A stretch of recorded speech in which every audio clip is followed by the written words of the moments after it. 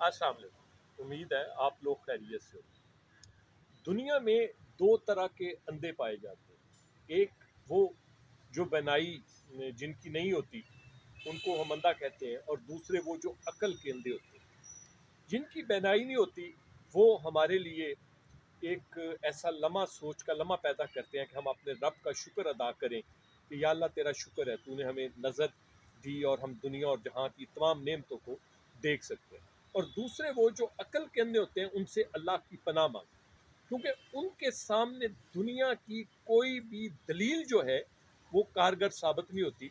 आप उनको कुछ भी कह दें, सूरज आसमान पे दिखा दे तो वो उसमें भी नक्श निकाल देंगे, चांद को रोशन होते ठंडक दिखा दे तो वो उस पर भी नक्श निकाल देंगे। वो दुनिया के किसी मामले को हर तरीके से आप उनको दिखाएं, सबूत पेश करें, मगर वो उसको अपने ही पॉइंट ऑफ व्यू से देख कर फिर उसकी तशरीह करते हैं, फिर उसकी दलील भी देते हैं। और ऐसे अंधे जो होते हैं वो ना सिर्फ अपने लिए बल्कि दूसरों के लिए भी ना सिर्फ परेशानी का सबब बनते हैं बल्कि जिल्लत और रसवाई और तबाही का सबब बनते हैं।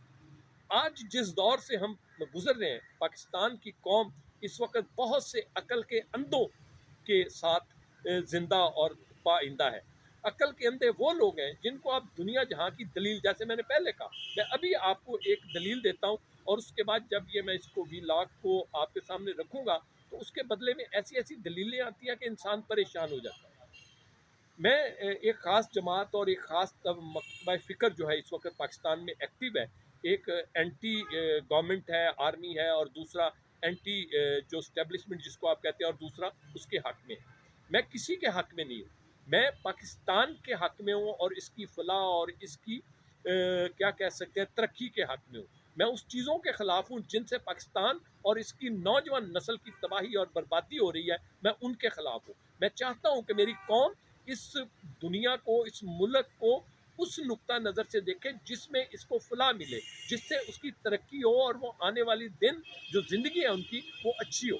हमने अपने मुल्क को बनाने की बजाय इस तरीके से तबाह बर्बाद किया है कि उसकी तो मिसाल नहीं मिलती। लेकिन जो सबसे बड़ी तबाही इस वक्त फैली है, नौजवान नस्ल जो है वो एक ऐसी बेरार रवि का शिकार हो चुकी है जिनके आगे कोई भी दलील जो है कारगर साबित नहीं होती। उनको हर दलील का जो जवाब है वो इस तरीके से वो देते हैं कि वो कहते हैं, अगर आप उनसे कहेंगे देखें ये फलां बंदे ने बुराई की है, तो उसका जवाब देते हैं जो फलां बंदा भी तो बुरा है ना।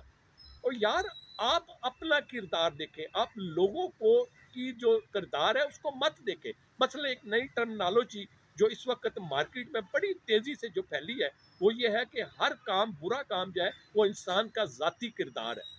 मैं हर पाकिस्तानी से, बाप से बेटे से, माँ से बेटी से, बहन से भाई से, बीवी से, खामद से सवाल करता हूँ कि क्या आप एक दूसरे को ज़ाती ज़िंदगी गुजारने का इख्तियार देते हैं?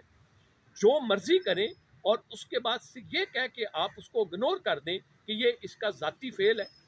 क्या कोई बाप अपने बेटे को इस बात की इजाज़त देता है कि वो ज़ाती ज़िंदगी गुजारे? क्या कुरान आपको इस बात की इजाज़त देता है कि वो ज़ाती ज़िंदगी गुजारे और उसकी सज़ा नहीं है? आप जो भी जुर्म करेंगे, जो कुरान और हदीस के मुनाफी होगा, उसका दुनिया में भी आपको सज़ा मिलेगी और आखिरत में भी मिलेगी। आप उसको ज़ाती ज़िंदगी कह के इग्नोर नहीं कर सकते। नबी पाक सल्लल्लाहु अलैहि वसल्लम की ज़ाती ज़िंदगी भी जो थी और जो दूसरी ज़िंदगी, ज़ाहिरी ज़िंदगी भी थी, वो सारी की सारी कुरान और सुन्नत और अल्लाह और उसके अहकामात के मुताबिक थी। ना सिर्फ नबी पाक बल्कि आपके हर सहाबी की ज़िंदगी जो थी वो अल्लाह और उसके रसूल के बताए हुए कवानीन के मुताबिक थी। और जहाँ उसका हदूद को पार किया गया तो अल्लाह के नबी सल्लल्लाहु अलैहि वसल्लम का वो फरमान जिसमें आपने फरमाया कि अगर फातिमा भी चोरी करेगी तो उसका हाथ काट दिया जाएगा। अगर हजरत उमर रजी अल्लाह ताला अन्हो का बेटा भी किसी के साथ ज्यादती करेगा तो उस पर 100 करोड़ की जो सजा है वो 20 उसके जिंदगी पर और 80 उसकी जिंदगी में और 20 उसकी लाश पर मारे जाते हैं। ये है आपकी जाती जिंदगी की सजा। कोई चीज आपकी जाती नहीं है। आपका किरदार अपने बच्चों के लिए एक मशले राह होता है। आपकी जुबान आपके दोस्त अहबाब और रिश्तेदारों के लिए एक मशले राह होता है। आप कुछ भी जाती नहीं है और इस जाती जिंदगी को कह के किसी भी शख्स को आप कोई इस्तिस्ना नहीं दे सकते। जिस बंदे ने जो जाती जिंदगी गुजारी है उसको इस दुनिया में भी और आखिरत में भी उसका हिसाब देना पड़ेगा। عقل کے اندھے وہ لوگ ہیں جو ہر دلیل کے بعد کہتے ہیں یہ اس کا ذاتی فعل ہے. کسی بھی شخص کا، چاہے وہ عام آدمی ہے، چاہے وہ لیڈر ہے، چاہے وہ بیٹی ہے، چاہے وہ بیٹا ہے، اس کا کوئی فعل ذاتی فعل نہیں ہے. ہر فعل کا جواب جو ہے وہ آپ کو دینا ہے. اس لیے عقل سے نہیں، ہمیشہ اللہ اور اس کے رسول صلی اللہ علیہ وآلہ وسلم کے احکامات کی روشنی میں اپنی زندگی کو ڈیزائن کریں. اور ذاتی زندگی کوئی چیز نہیں ہے. آپ ہمیشہ اس پہ غور کیجئے گا.